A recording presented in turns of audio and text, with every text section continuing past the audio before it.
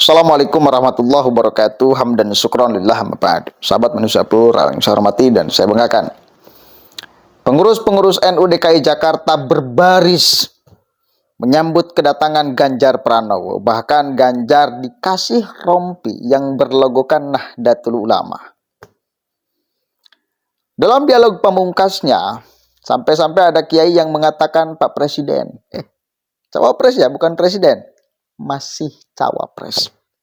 Tapi kita doakan mudah-mudahan menjadi presiden. Kabul. Jadi nggak amin-amin. Sekarang amin itu menjadi kalimat politis ya. Jadi bahasanya sekarang itu kabul, bukan amin. Lagian amin itu adalah syubhat katanya. Harus ditambah menjadi ya Rabbal Alamin. Bukan hanya amin doang. Tambah ya. Amin ya Rabbal Alamin. Kita akan lihat dialog pamungkasnya Ganjar Pranowo dengan para pengurus PWNU DKI Jakarta. Dan ada yang menarik. Ada beberapa poin yang akan bisa kita ambil khususnya untuk pesantren dan untuk para santri. Perhatikan ya. Kita coba dengarkan sama-sama. Ketika Ganjar dipanggil presiden. Insya Allah kabul. Saya mau pulang. Pak Yai, terima kasih. Maaf, izin Pak Presiden, maksud saya Pak Capres, ya. Pak Gustin, sebelum ditutup penyampaiannya dan sebelum kita dialog, saya hanya ingin minta sedikit pokok-pokok pikiran. Pertama, ketika Pak Gustin ini menjabat sebagai kepala daerah di Jawa Tengah, selaku Gubernur Jawa Tengah, kira-kira sentuhan apa yang sudah dilakukan terhadap dunia pesantren dan santri? Dan kemudian yang kedua adalah bagaimana ketika memang sudah terpilih menjadi presiden pada 2024, kira-kira apa kebijakan yang akan dilakukan terhadap dunia pesantren dan santri? Terima kasih. Wah, ini aspirasi namanya. Wakil gubernurnya Jawa Tengah itu kiai. Saya berdiskusi, berbincang, bahkan saya bertanya sama beliau. Ini gubernur tanya sama wagubnya. Dan sudah beberapa tahun ini, kira-kira sekitar 270-an miliar kami hibahkan anggaran ke Kemenak. Tiap tahun. Provinsi ke pusat. Tiap tahun. Rutin. Iya, dari Jawa Tengah saja, yang lain enggak. Dari Jawa Tengah saja. Untuk siapa? Untuk guru agama. Yang sebagian besar adalah guru-guru madin.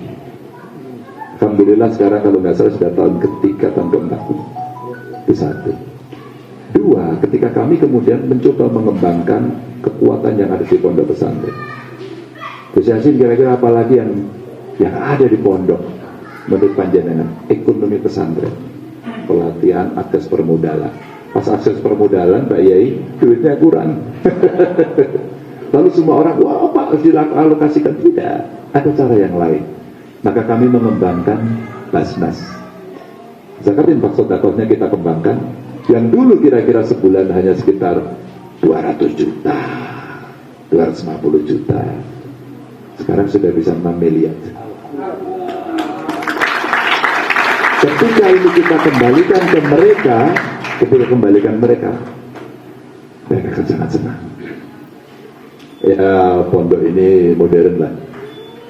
Kalau pondok yang di keluarga saya itu ya pondok kampung, dan biasanya santrinya juga yang datang macam-macam, termasuk bagian besar bermasalah, termasuk dari sisi ekonomi, karena dari keluarga miskin.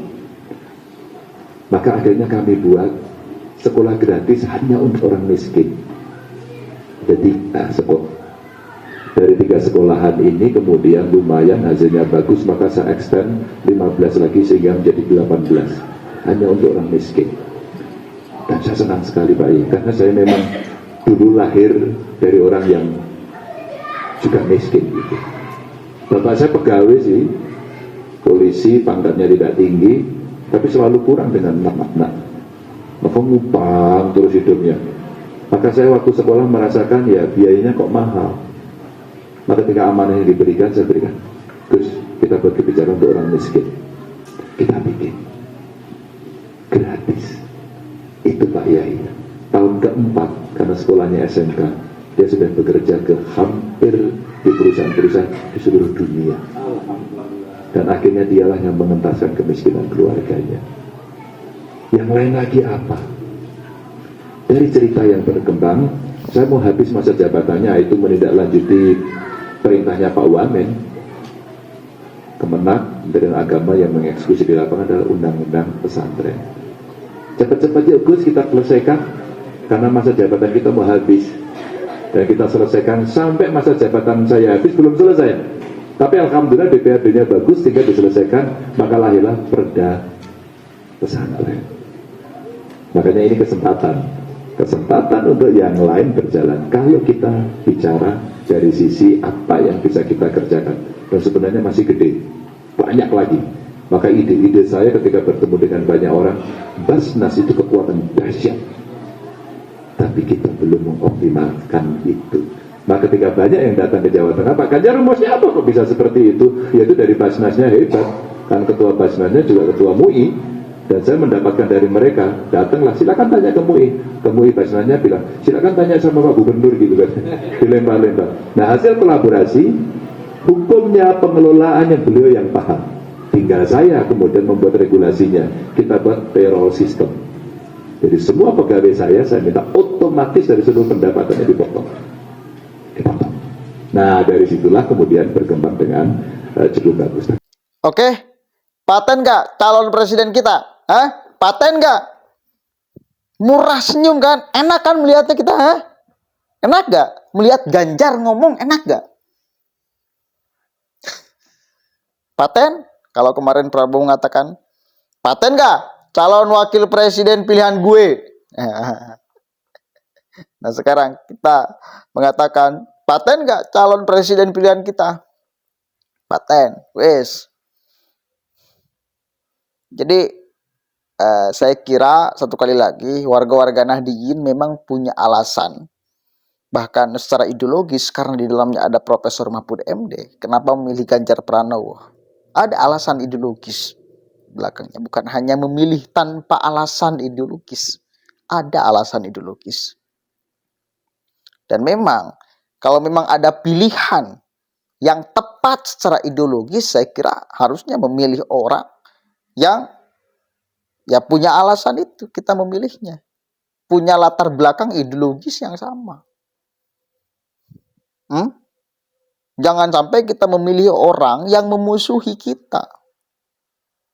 Ya, jangan sampai kita memilih orang yang di belakangnya memusuhi Nahdlatul Ulama. Jangan sampai. Mengkerdilkan, melecehkan, jangan sampai. Saya pribadi, nggak sudi banget. Jadi orang yang di belakangnya, catatan sejarahnya, luar biasa kepada kita. Maka ketika orang-orang NU pilihan, khususnya kiai-kiai di DKI Jakarta, PWNU, mendoakan, menetapkan pilihan kepada Ganjar, saya kira sudah sangat tepat. Karena ada alasan ideologis di belakang. Bukan hanya menentukan pilihan aja, ada alasan ideologis. Gitu ya, apalagi istri Pak Ganjar itu kan, kita tahu sama-sama. Anaknya Kiai NU. Jadi alasan ideologis itu kuat. Untuk kemudian berbondong-bondong mestinya memilih Ganjar. Dan apalagi Profesor Mahfud MD. Kemarin Mbak Yeni udah mengatakan bahwa udah plak lah. Gus Durian. Jelas. Dan kita tahu sama-sama Gus Durian itu salah satu, ya kalau dikatakan organisasi yang sangat menjunjung tinggi nilai-nilai Gus Dur. Itu Gus Durian. Jadi pergerakan Gus Durian itu jangan sampai keluar dari nilai-nilai Gus Dur. Termasuk pilihan Gus Durian jangan sampai keluar dari nilai-nilai Gus Dur. Kalau menetapkan pilihan kepada orang yang di belakangnya bertentangan dengan nilai-nilai Gus Dur, itu nggak bakalan dipilih. Dan Gus Durian kemarin menetapkan pilihan kepada Ganjar Pranowo. Kan itu ya. Dan itu cukup kuat alasan ideologisnya. Alasan nilai-nilainya cukup kuat. Jadi panduannya adalah nilainya. Bukan kepentingan politik secara elektoral apalagi. Bukan. Ada nilai yang lebih luhur dari hanya sekedar mengedepankan kepentingan politik. Ada panduan ideologis. Ya, di atas setiap putusan dan pilihan politik. Mudah-mudahan ada manfaatnya. Wallahul muwaffiq ila aqwamit thoriq. Wallahu a'lam bishawab. Assalamualaikum warahmatullahi wabarakatuh.